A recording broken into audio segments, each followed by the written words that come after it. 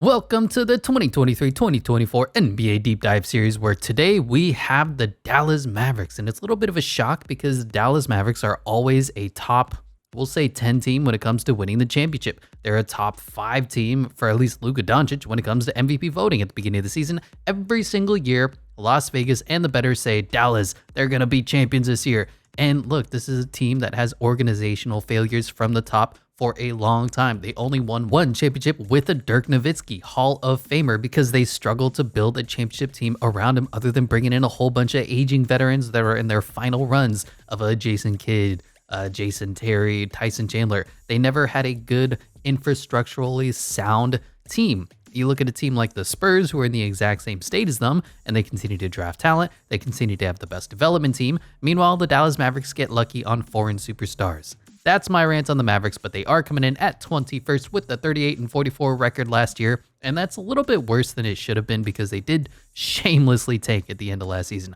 Oh my gosh, I've never seen a team willingly go against the playoffs so that they could get a little bit better of a draft pick, ending up with the number 10 pick, and then they traded away the number 10 pick for a little salary cap relief to get the number 12 pick. So it's tough to be a Dallas Mavericks fan right now, but there is a ton of upside, which is why they were top 10 in last year's power ranking, but they are coming in at that 79.04 rating, which isn't great. Looking at the offseason though, all things being equal, it is a pretty good offseason. They did lose Christian Wood, and theoretically you're losing a really good talent, but you look at the NBA, nobody's picked him up. Why? Because he doesn't play defense, he's undersized, and his offense is lacking efficiency. Now, at the end of the day, my problem with the Dallas Mavericks, especially last season, is you don't utilize your talent to the best of their ability. Christian Wood has his weaknesses, and I completely understand that. But at the end of the day, he was for long stretches your second best player, your third best player, and Jason Kidd completely alienated him because of the effort that he did or did not give, because his lack of defense.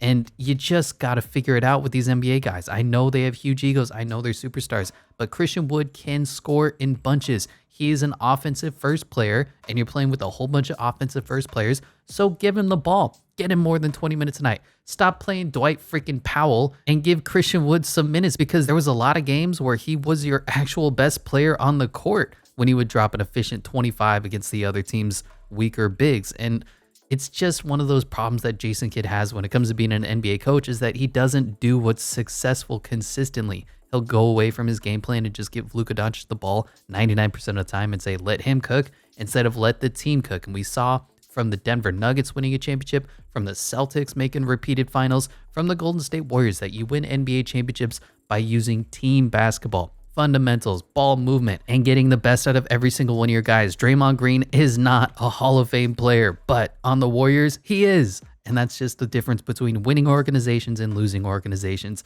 is that the Dallas Mavericks fumbled with Christian Wood, who can be 20 points a night if you get him in the right mindset. Davi Bertans is gone. Good riddance. That contract nobody wants in today's NBA. Reggie Bullock is going to be a little bit of a loss as far as three-point shooting, but he's one of those guys, I talk about it all the time. Not all three-pointers are equal, and he's the guy who would make it when you don't need a three-pointer, and he'll miss it when you do need one. And Frank Ntilikina is gone as well, who actually had a pretty good run last year when they were tanking. They did bring in Grant Williams, which, I don't know, we'll talk about. Seth Curry is going to be a nice pickup in his second stint on the Dallas Mavericks, and then the number 12 overall pick, Derek Lively, who looks to be a pretty good center, but he is really raw, about 19 years old. And then they bring back Kyrie Irving and Jason Kidd again. Now, Kyrie Irving, we saw, I think, 16 games with him and Luka Doncic together where they went 5-11. Not great. But Jason Kidd, I feel like he should have been fired 2 seasons ago, 3 seasons ago. The fact that he made the Western Conference Finals to me feels more like a fluke, more like a flash in the pan than something that he's going to consistently do. But we'll talk about that when we get to the coach and culture ranking. Moving on to the roster, where we're coming in with Luka Doncic, the center of this entire team, the future, the past, and the present of the Dallas Mavericks. And look, Luka Doncic is a bona fide superstar, top 5 talent in the league, at least offensively. Hello. He can get to any spot on the basketball court. His three-point rating is only 34%, but that's because he takes so many of those tough contested step-back shots. He's a wizard. He's a assist machine. He's probably one of the top 3 passers in the NBA right now. He can do everything on the court that you ask him to. He can play the point guard. He can score. He can drop 60 points on you and set triple-double records, etc. Luka Doncic offensively is near perfection.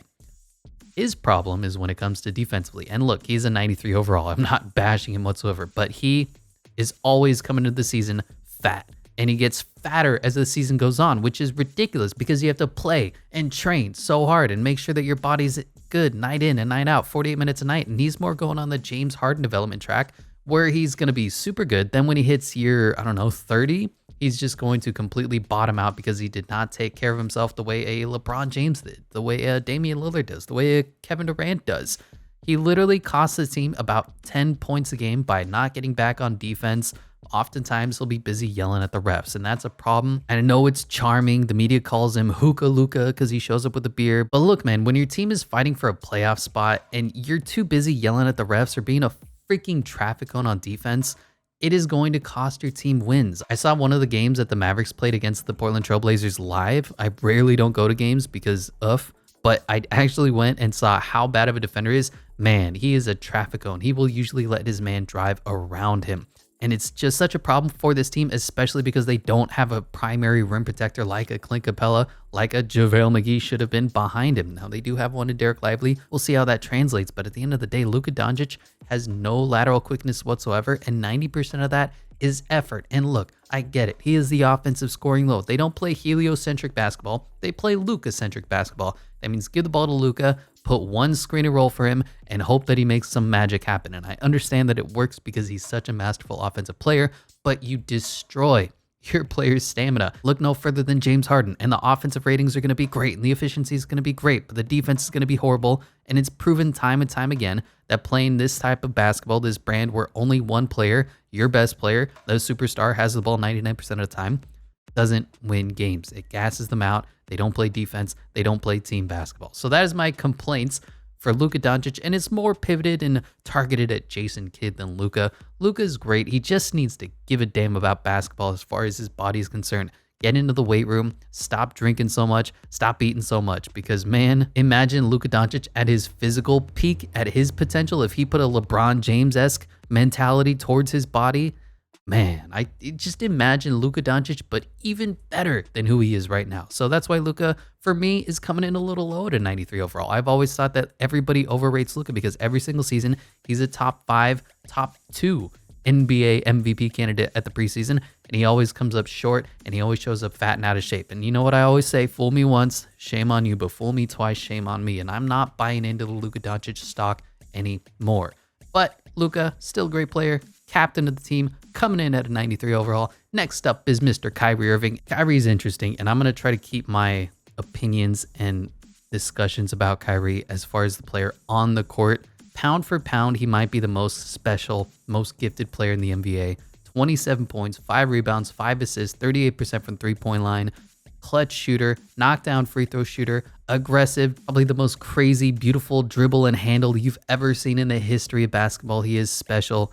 His defense is bad, but it's not for any lack of effort. If you watch him on the defensive end, he tries, man. He puts his body up into the defense. He slides his feet. He's just 6'1". In today's NBA, you got to be 6'4", you got to be 6'5". Otherwise, people are going to bully you on the defensive end, especially in today's switch everything defense. And Kyrie Irving has had such an interesting career because he started in Cleveland and he was supposed to be the co-star side LeBron James, but he's the one who took the final game-winning shot against the Warriors in that 73-9, 3-1 upset series. And then he goes to Boston and just completely bottoms out there, goes with injuries, and they play better without him. And he goes to Brooklyn, and they run basically 3 different versions of the heliocentric offense where it's just your turn, my turn. They didn't really have a brand of team basketball because who was their coach for the longest time? I can't even remember, but he was basically a Jason Kidd coach who was like, you guys do everything, and I'm going to sit back here and not coach NBA basketball whatsoever. And that didn't work.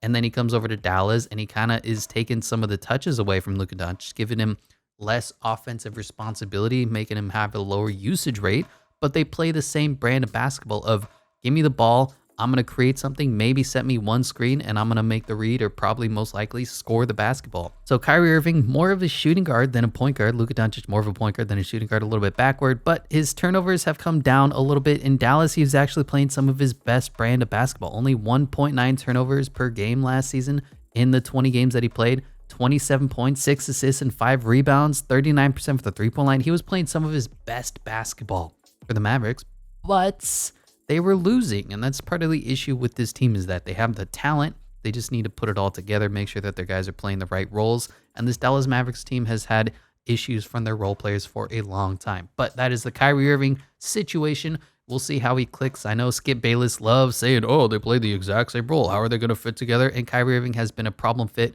everywhere he goes. But he did sign that expensive 3-year contract to come back. Next up, though, is Tim Hardaway Jr., who's one of the more frustrating players in the NBA to root for because theoretically he can be a 20-point per game a night scorer on high efficiency, 38% from the three-point line, shot creator. He averaged almost 19 in that one season with the New York Knicks. Theoretically, Tim Hardaway Jr. is so much better than a 78 overall just kind of role player. But in the offenses and the systems that he's put into, a lot of times the teams ask him to not touch the ball and play good defense. And he's starting to get up there in age, going into his age 31 season. His defense just isn't quite the same as it used to be when he was a younger guy. You look at his defensive box plus minus. In the year that they went to the Western Conference Finals, he was actually a positive defensive player. And then the rest of the time, minus 1.5 last year, minus 1.7, minus 1.4, minus 2. So he has the tangibles and the ability to be a good defensive player, but that effort hasn't reflected, while guys like Dorian Finney-Smith and Josh Green are a little more capable defenders. So Tim Hardaway Jr. on the defensive end is about average-ish. On the offensive end, he has the capacity to be a shot maker of his own. He's not going to facilitate for you whatsoever. As you can see by the 1.8 assists per game, it's just not really efficient. His assist to turnover ratio is about 2-to-1 on a good day. But he is a shot maker, and he's one of the few guys on the team, at least before Kyrie Irving came over, who can actually create something. Maxi Kleber can't create his own shot. Josh Green, he'll drive hard, but he's not going to create his own shot. Reggie Bullock certainly can't create his own shot. And then Dwight Powell, yuck. There's a lot of times when Tim Hardaway Jr. was one of the only other guys who could actually make a jump shot from the mid-range for this team, which is frustrating to watch because there's a lot of games where he doesn't. Or he just sits into his role, gets in that mindset of, oh, I'm just going to be a 3-and-D guy for the team when he's better than that. So Tim Hardaway Jr. is certainly an interesting player, which is why he's getting paid closer to $20 million a year than your typical $10 million a year guy like Grant Williams, for example, who is a guy who's your classic 3-and-D shooter, who doesn't play great defense, but he does shoot the three well. Finally, he developed that part of his game in Boston. Came into the league as a 25% three-point shooter and then 37%, 41% last year, 39%. So I think we can say it's pretty reliable on about 2 to 3 threes a game that he's going to hit them at a high efficient clip. But he is a problem child. He had a fall off year last year when he was playing so much better. Part of the reason why they've been to the Eastern Conference in the finals was because of his play, his excellent role play and his defense and his strength and his positive effect on the court. But there was a lot of games last year where he was a liability. He should have been in the starting role and he just didn't play that well defensively, even though he has a strong defensive rating, 113 last year. We all saw in the Eastern Conference Finals, his lateral quickness isn't there. Going 1v1 versus a Jimmy Butler, he got cooked like 5 possessions in a row, and they had to sub him out. So the fact that he can stretch the floor is a big plus. But if a guy like Olivier Maxence Prosper comes along and he shoots the three better, but is a much better perimeter defender, they're going to go in that direction because Grant Williams, as you can tell by his build, is more of a tank. So he's going to try to D up guys like Giannis, who can't shoot, and they try to use their strength against him, but he gets hung out to dry on the perimeter. And he's just another one of these classic guys who is going to play really well throughout the entire stretch of the regular season, but when you need a bucket, when you need him to make 2 free throws, he's going to miss when he says he'll make both of them. And it's a problem because a lot of people say, oh, he's nasty. Oh, he's a tough guy in the NBA. He's an enforcer. But he's one of the classic modern NBA guys who will flail at every call. Who will flop consistently, who will complain to the refs all the time. And he had a complaining issue last season. And I just don't know how much of a toughness mentality he's going to bring to this team. He is strong, so we'll give him that. If he goes up against, I don't know, I guess LeBron James, he'll try his hardest to outmuscle him, but he doesn't have a lot of polish. I don't know. I personally don't love the fit for Grant Williams out here. I understand that he doesn't have to touch the ball whatsoever, but I think that's the wrong direction that they're trying to go for this team. And he's not a great defensive player despite having a decent defensive rating. I just seen him get hung out to dry. And the team defense of the Celtics, especially with Robert Williams being the anchor, was so strong behind him that he wasn't a major liability. I think Grant Williams, most of his success was a product of the system that Ime Udoka and to a lesser extent Joe Mazzulla had set up in place, where he didn't have to touch the ball too much and he wasn't exposed too often, similar to Al Horford was on the defensive end, than him being a true talent, which is why he's coming in with that little lower 76 rating despite having a 39% three. But moving on to the next guy, and it's everybody's favorite player, Mr. Dwight Powell. Dwight Powell sucks. I'm sorry. He's just it's not like he's useless, but he's just bad. His defense is so limited given that he's only about 6'9". You stand him and Luka Doncic right next to each other, and they're basically the same size. Dwight Powell is a center and Luka Doncic is the point guard. He cannot touch the ball whatsoever because as soon as he's holding it, it is a problem. He struggles finishing around the rim. His touch isn't good. I'm looking at his shots around the rim from 0 to 3 feet. He's about a 79% shooter, and then from 3 to 10 feet, that falls off tremendously. Last year was actually a good year at 57%, but normally 42, 25, 32. Anything more than an alley-oop or a layup or a lob dunk, he's going to miss. And especially when he tries to shoot the three, it's not going to go in. He's going to pump fake, and he's going to pray that he gets somebody up in the air with the pump fake so he can drive hard. But he's a liability when he touches the ball. He's one of these guys that's been on the team where Luka has to do everything because if he touches the ball and he has to create, he panics, which is why he's got about a 1-to-1 assist to turnover ratio. And the biggest problem with Dwight Powell, his strength was switchability on defense. Because he is around that 6'9" height, he's got pretty good perimeter defense, lateral quickness, not a rim protector because he's so short. He's only averaged per game, he's about a 0.5 blocks per game defender, which is horrific when it comes from the center position, but he's able to switch 1 to 5 basically. And then what Jason Kidd decided to do, mindlessly, stupidly, because Luka Doncic was such a liability, I guess, on the defensive end, is that he had Dwight Powell playing heavy drop coverage, being a rim protector last year for their defense, which is why their defensive rating fell from 9th to 25th last year because of decisions like that. Jason Kidd, God, get him fired. Bring in a real head coach, please. Moving on to the rest of the bench where we're going to talk about Jaden Hardy. And if it feels like I'm opinionated about this Mavericks team, it's because I am. I watched way too many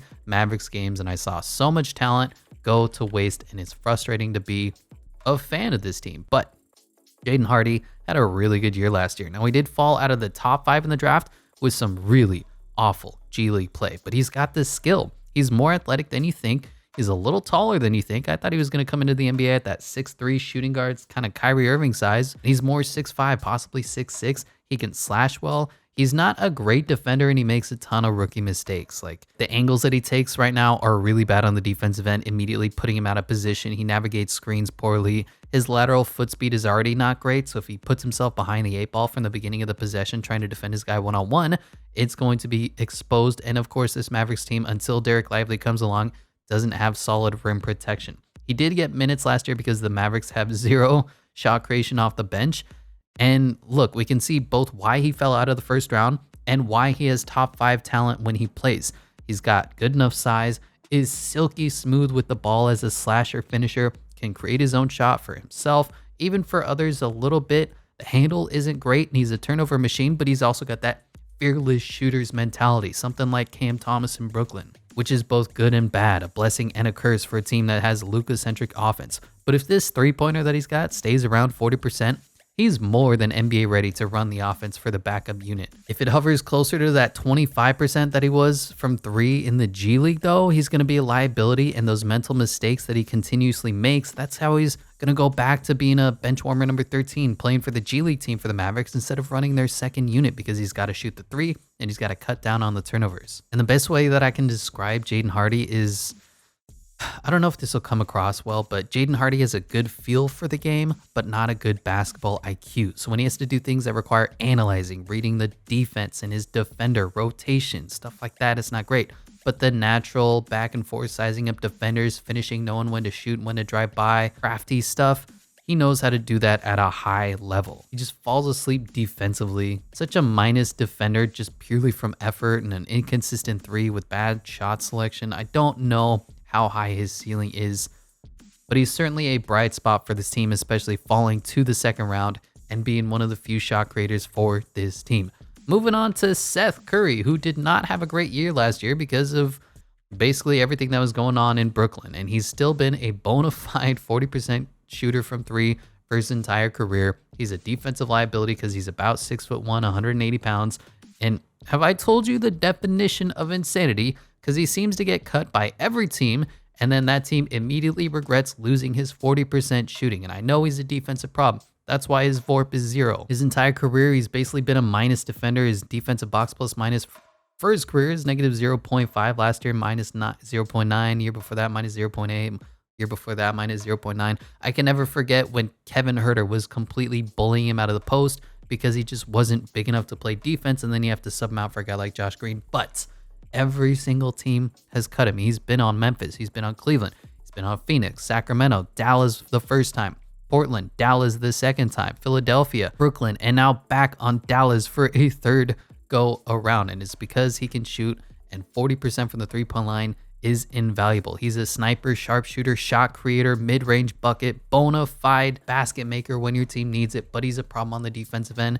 And unless this team figures everything out defensively, which they have the capacity to do with guys like Josh Green, Maxi Kleber, Derek Jones, Olivier Prosper Maxer, he is a minus defender. So with Luka Doncic already being a minus defender, and Kyrie Irving already being a minus defender, and Jaden Hardy already being a minus defender, I think it's going to be a problem and a struggle to fit him on the court with those guys until you get a legit rim protector. But Seth Curry is coming over, returning to the team, and somebody who's been on the team since he was drafted is Mr. Josh Green, who had a breakout year last year. It was so good to see. Late first round pick, and he finally figured things out. 40% from three on high volume was beautiful. The effort that he gives you defensively was amazing. You look at his splits from his rookie year to last year are incredible. From the field, he went from 45 to 50 to 53 last year. From the three-point line, he went from 16% to 36 to last year 40%. And his defensive aggressiveness and perimeter ability and agility and effort was incredible. And I think he's maybe a half season away from taking that starting job from Tim Hardaway Jr. because he was just one of those guys that has limitless athleticism and his offensive skill wasn't on the NBA level, and now it is. He was great. I'm so happy to see the Mavericks development team bring this guy along and see him turn the corner. His three-pointer was knocked down last year. His tenacity on defense was probably the best on the whole team. He should deserve a gold medal because he was one of the few guys who gives effort on the defensive side of the court.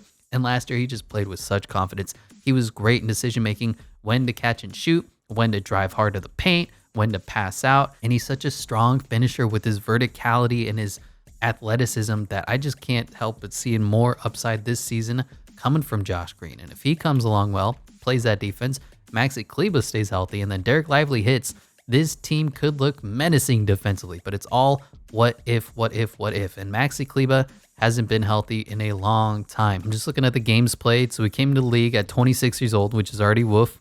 He had played 72, 71, 74, and you're like, all right. And then 50, 59, and last year 37, missed most of the year with a torn quad.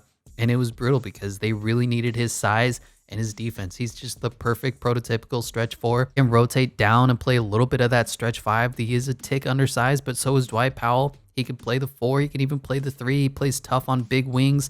He can shoot decently. His defense isn't great, but it's not for a lack of effort because he's going to go out there and he's going to try. He's going to try to body up bigger guys. He'll watch the perimeter. He'll jump for rebounds. He's just a little too short, a little too undersized. Listed at 6'10", probably closer to that 6'8". And his three-point shot, it comes and it goes. Rookie year, 31, 35%, 37%, 41%, 32%, and then 35% last year. But again, last year was tough because he missed over half the season, and it's tough to find a rhythm when you're one of these guys who are in and out of the lineup like Jason Kidd loves to do. Now, Maxi is another one of those guys who's unable to do anything when he's touching the ball. He's got to have the shot be created for him, but he will sit in the corner, and he can shoot the corner three at a pretty high level versus a Josh Green who is able to catch and drive. Maxi Kleber is either catch and shoot or pass it back and go set a screen. So he's not going to offer you a whole bunch of offensive versatility, but I do like his effort on the defensive end. And he was one of the reasons why this team struggled last year so mightily, because he was out for the majority of it. And it's hard to win when your best guys aren't on the court. Maxi Kleber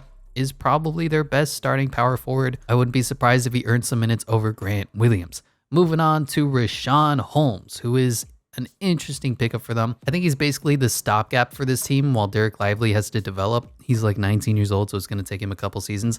But Richaun, a few seasons ago in Sacramento, was really good for them. Averaged 12 and then 14. Rebounds was 8 per game. Even the blocks was 1.3, 1.6. He was playing incredible basketball for them. And then he had off the court issues. Now, I don't know the specifics, but there was a divorce. He had a crazy ex-wife. There was kidnapping. And I have no clue about the facts or the crimes, and I'm not going to speculate whatsoever. I'm just hoping for a bounce back year for him, both on the court and off the court. A change of scenery, a change of lifestyle, a return to being the push shot king, because he was a really good, high effort, undersized five, which I'm sure is not surprising to this Mavericks team.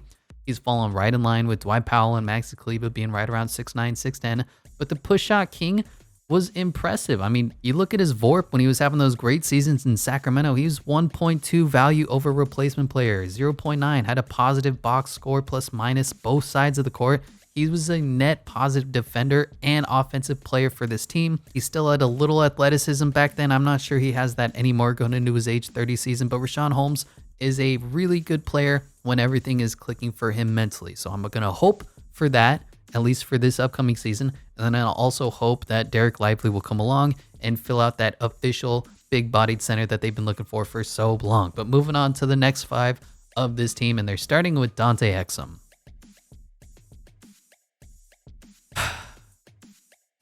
After that is Derek Jones Jr., and he played really well for the Bulls last year. He's always been a borderline 11th, 10th man off the bench, but for the Bulls, he got some good minutes and he played pretty well. Defensive rating of 112 last year, offensive rating of 122. He can't create his own shot, but he's a really smart cutter. He knows when to go baseline, and of course, he has that freakish versatility and athleticism to jump 40 inches in the air and throw it down if you lob it up to him. He doesn't offer you any shot creation whatsoever. That's fine. He's not going to offer you much offensively other than having a 1-to-1 assist to turnover ratio. That's not great, but he's not going to be asked to create for this team who has a whole bunch of players who don't know how to create, so he's going to fit right into that culture. But if he can be a positive defensive player, which he's shown throughout his career ever since the 2019 season, he's been a positive defensive box plus minus guy, 1.0, 1.1, 0 for Portland because Portland is a dumpster fire, and then 0.5 last year, 0.8. He's always given you tough defensive end, has that great wingspan. You look at his blocks and steals per 36. Last year especially was really good. 1.2 steals per 36, 1.5 blocks per 36. Going to give you a lot of effort. And that wingspan is a little longer than you think. So if this team has to go to their deep bench, Derek Jones Jr. isn't a bad player to have as the 11th man, as the 12th man coming off the bench, because he is freaky athletic, because he does give you a lot of effort defensively. But if he can't shoot the 3 above 30%, there might not be a spot on any roster in today's NBA because his 3-point shot is horrible. And all he does is take those PJ Tucker corner threes, and even that is often too much for him. So he's got to learn how to shoot. It's always been the same thing for Derek Jones Jr. in his career.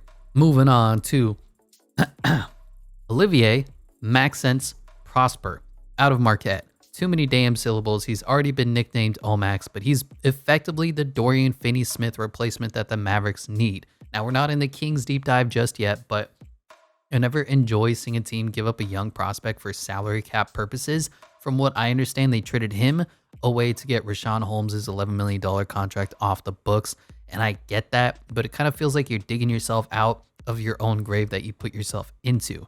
But as far as Omax is concerned for the player, I love his build. He looks to me like Dorian Finney-Smith when he's out there. He's about 6'8", has a really strong wingspan, doesn't move all that great on the perimeter, isn't a great athlete, but his size and strength is really strong, and he takes good angles on defense. The Mavericks traditionally haven't drafted well, but their recent farm system has been strong. You look at Luka Doncic, Jalen Brunson, Josh Green, Jaden Hardy. These are some quality NBA prospects, and I think Olivier Maxence Prosper is just going to continue to add to the success that they've been having. Now, despite being a 3-year guy, he still is really raw on the offensive end. His defensive instincts are pretty good. I don't know if he's going to be good enough to earn NBA minutes this upcoming season, but he's got the build, he's got the size. He's probably closer to Rudy Gay's size than a Derek Jones Jr.'s size. The 3-point shot isn't great. That needs to come along. But he's got some pretty good drive instincts. I saw in the summer league especially, he would make good decisions on when to catch and shoot, when to drive. He does have a little bit of playmaking, but you wouldn't expect too much from Omax this upcoming season or probably for his whole career. But the guy who I am excited about, finally, is Derek Lively II. Hopefully the answer for the Mavericks at center. Somebody who's athletic, but also taller than 6'8". He can rebound, he can defend, he can rim run, basically offer you that Clint Capella skill set for a Houston-style offense that they have been so desperately missing. A lob threat, a rim protector, an awful shooter, 15% from 3, 60% for the free throw line. Oof. But he's a decent athlete. He can jump pretty well for his 7-footer, has really good defensive reactions and instincts. I saw him make a ton of smart rotations and help defense in the summer league, especially for guys so young. I think he's going to be 19, 20 this upcoming season. He does struggle a bit in defensive rebounds, which is a little bit interesting. He's out of position and gets out muscled a bit, but he does make up for that on the offensive end. Now, there's a good chance this season he can be Mark Williams to the Dallas Mavericks. About the midway mark, come in, take over that starting role, and play really good basketball. Simplify the game for him. Set the screen, roll hard, catch the lob, stuff like that, instead of having him read offenses and read defenses. I don't think he's ready yet for the little things. He doesn't have his hands ready if a teammate's dumping him the ball underneath the basket. He's not shot ready for a quick layup. He does need to add muscle because even though he has that great prototypical big frame, he is undersized if he's trying to go up and outmuscle a guy like a Nikola Jokic. So if they're doing defensive matchups there, you probably put Grant Williams on the Joker or Joel Embiid because Derek Lively is a strength liability. I think he's only listed at 235 pounds this upcoming season. Not great. One thing that you might want to look out for, though, is his playmaking in the pick and roll. I saw a little bit of his passing ability. He has good vision because he's already so tall, 7'1", but he makes quick reads and skips the ball pretty easily. So that might be some to look out for. But he has a ton of upside, looking to be the center of the future for this Dallas Mavericks team, and I can't wait to see what he offers to them on the defensive end and just being a prototypical rim runner that they haven't had since, man, maybe Tyson Chandler. They hoped JaVale McGee would be that, and he was not. Moving on to the rest of the team, we got some two-way guys. Mike Miles Jr., a decent undersized point guard. He's tenacious as a defender. He's quick. Doesn't have great basketball IQ, but shoots the three pretty well. About league average 37 or so percent. He shot 100 threes in his junior year and hit it with pretty decent volume. I like his game, but he doesn't have good measurables. He's a bit short, not an impressive wingspan, not a high-flying athlete, doesn't have good stop-start speed, doesn't have great quickness, doesn't look to score enough, and it kind of hinders his effectiveness overall. So unless it's a catch-and-shoot three or a wide-open layup, Mike Miles Jr. is one of those guys who's pass first and almost pass first to a fault. So he needs to work on his game, develop his decision-making basketball IQ. And even at that point, I don't know if his 6'2" undersized frame is going to be good enough to make a roster spot. Next up on the two-way is AJ Lawson, and I really don't like him being on the roster. He's a decently built wing as far as his tangibles are concerned, but I just don't see an NBA player. Doesn't have good defense, doesn't have good discipline, doesn't have a good handle whatsoever. His shooting is and if he has a playmaking grade, it is an F because he makes so many decisions in the open court, in the half-court set. When he's tasked with creating, it's a problem, and I don't know why he's getting a two-way deal, why a guy like Joe Wieskamp or Greg Brown is on the Exhibition 10 contract.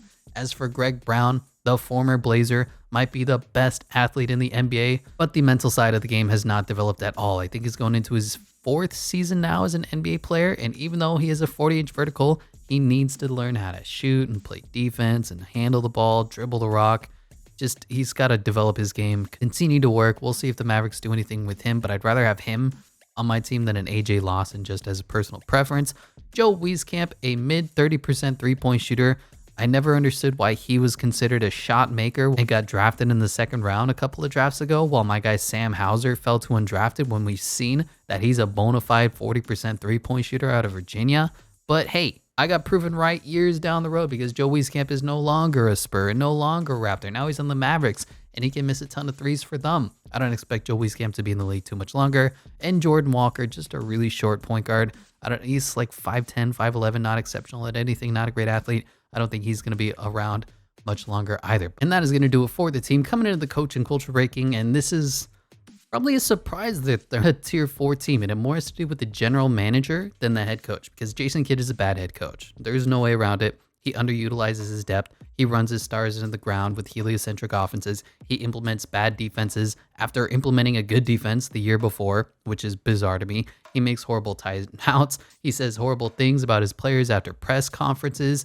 He's just watching like us. Like, what kind of quote is that for somebody who's supposed to be the figurehead and the captain of this ship? And I know that a coach can only do so much in a players-driven league, but man, Jason Kidd is among the top 5 worst head coaches in the NBA. The defensive schemes that he put in place last year that went directly against what worked the year before, bizarre to me. The fact that he's been here, 3-4 years, and the only offense he has is give the ball to Luka and get the hell out of the way is a problem. And I just wish that they would go out and get a guy who's just waiting to implement a system, who's just waiting to be a bona fide stud head coach. I would have loved to see a Quinn Snyder come to this team and give them some identity, give them some culture. Jason Kidd is a milquetoast head coach with bad offensive and defensive schemes, and it bugs me that he's here. But Nico Harrison, as the general manager, has done a pretty good job. And we went down the list of draft picks that he's made. I know for whatever reason, because Mark Cuban exists that nobody wants to be a Dallas Maverick out of free agency. If they want anybody, they have to overpay, kind of why Grant Williams is their free agent splash. It's not great when you're a team that should have limitless spending potential given that there's no income tax in the state of Texas. But they've drafted well. They got Luka, they got Jalen Brunson, Josh Green looks to be a hit. Derek Lively and Omax look to be pretty good pickups. Dorian Finney-Smith. This team has put together a decent roster given that nobody wants to come here in free agency. And I have to give credit to Nico Harrison. So they're not going to come in with a tier 5 rating, even though Jason Kidd might be the worst head coach in the NBA and Mark Cuban might be the worst owner in the NBA. There's a lot of things working against Nico, and he's done a good job in spite of that. So that's why they're coming in with that tier 4 rating. And then we're going on to the salaries, where it's tough with teams because in today's NBA, you go and you develop and you draft your guys and you hope that somebody hits. And then as soon as you have to offer that first contract, you're in win now mode because the salary cap is only so high. And now the Dallas Mavericks officially are in win now mode. Luka Doncic, Kyrie Irving taking up close to a third of their contract space. And that's just 2 players out of like 18. So the Mavericks are going in with this roster unless they make some major changes. I don't see it getting any better. But Luka locked in $40 million a year till he resigns or goes somewhere else in the year 2027 season. Kyrie Irving does get locked in for that 3-year deal with a player option on the last year. I know it was kind of interesting to say, oh, is he going to take the mid-level exception and go join LeBron? No, he was never going to do that. The Mavericks were the only team that were able to offer him this much money. They did have to overpay to keep a guy who didn't really want to be here to stick around and co-star, and I'm fine with that decision. Really, I don't think they should have traded for him in the first place. I feel like Spencer Dinwiddie approximates Kyrie Irving enough, and if they went out and got a really good two-way guy like an OG Anunoby, that would have improved this team more than Kyrie Irving does, but this is the team, and they're locked in. Tim Hardaway Jr. is still earning a little too much money for my taste. They basically paid him because they had to give out money when Luka was on his rookie deal, and they just haven't done a lot with the money that they have. Grant Williams coming in, the contract isn't great. When you see guys locked in for 4 years, you want to see them on those descending contracts where they earn $14 million this year, and they're going to be earning like $10 million in the final year of their deal. Instead, the Grant Williams contract is ascending alongside the NBA salary cap. It's not horrible. $12 to $14 million is a little bit of an overpay. I'd like to see him closer to that 8 to 10. Grant Williams, possibly after being exposed in the playoffs, might have been a mid-level exception guy, for being completely honest, but he's here. Rashawn Holmes, they basically pick up Olivier Maxence Prosper and got a backup center to take on Rashawn Holmes' contract. That's one of those good deals that I say that impressed me about Nico Harrison's management of the front office. Now, they do have some bad deals. Maxi Kleba locked in $11 million flat. No problems with that. Then Derek Lively, rookie deal. Josh Green, rookie deal. Seth Curry, $4 million deal. I'm fine with that. Good depth. Dwight Powell locked in at $4 million a year for a backup center. That's great. For a starting center, that's perfect. But hopefully Dwight Powell is a backup center for the rest of his career. And then Dante Exum, $6.1 million deal for 2 years. What? And it's no offense to the man. Maybe he balled out in Barcelona and we just haven't seen him, but this dude was out of the league. And the fact that he's earning more money than Derrick Jones Jr. is a little bit head scratching. Then we have Omax. He's on his rookie deal. Derrick Jones Jr. on a veterans minimum deal. Really good pickup for them. I love what he's going to bring to this team, and he's probably going to earn more minutes than Dante Exum will. Jaden Hardy, rookie deal, and a second-round pick, so he's only earning 1.7. AJ Lawson, Mike Miles, two-way deals, and the rest of the guy are on training camp contracts that don't count against the salary cap. But then you have JaVale McGee. $11 million left on the 3-year deal that they signed him to, and then found out he was unplayable last year and then waived him. And then they're doing the waive and stretch, where he's going to cost $2.4 million against the cap over the next 5 years. And it's stuff like that that the bad teams do. Giving Tim Hardaway Jr. $17 million a year this year. Giving Grant Williams an increasing contract for the next 4 years. I mean, Grant Williams is like a 2-year, $20 million guy at best. And they gave him 4 years, $54 million deals. And it's not what you want to see when you're trying to build a team with superstars around Luka Doncic. And you got money just being, it feels like, thrown away. But that's where the Mavericks are with their salary cap. So they are coming in low for me and high for the NBA, because they had, I think they're top 10, top 5 in championship odds. And I have them in the bottom 21, bottom 20 right now with that 79.04 rating. I actually had them a little lower before I went in and fixed some of the overalls, because I do not believe in this team. I don't believe in their depth. You look at their deep bench. Outside of Derrick Jones Jr., it's rookie, and Dante Exum. Like, not a reliable team to win a championship with. And in the regular season with guys that are often hurt, like Maxi Kleber, like Luka Doncic, like Kyrie Irving, like Dwight Powell, every single one of their guys has injury concerns and their deep bench is not impressive, or they're rookies. So I don't love what's going on with this team. So despite their top end talent of having a Luka Doncic, they do feel like a little bit of a fraudulent team, a liability. That's why they're coming in at 21. But that is going to do it for this video. Let me know what your thoughts are, what you agree with, what you disagree with, because I feel like this is going to be controversial, and I will catch you in the next one.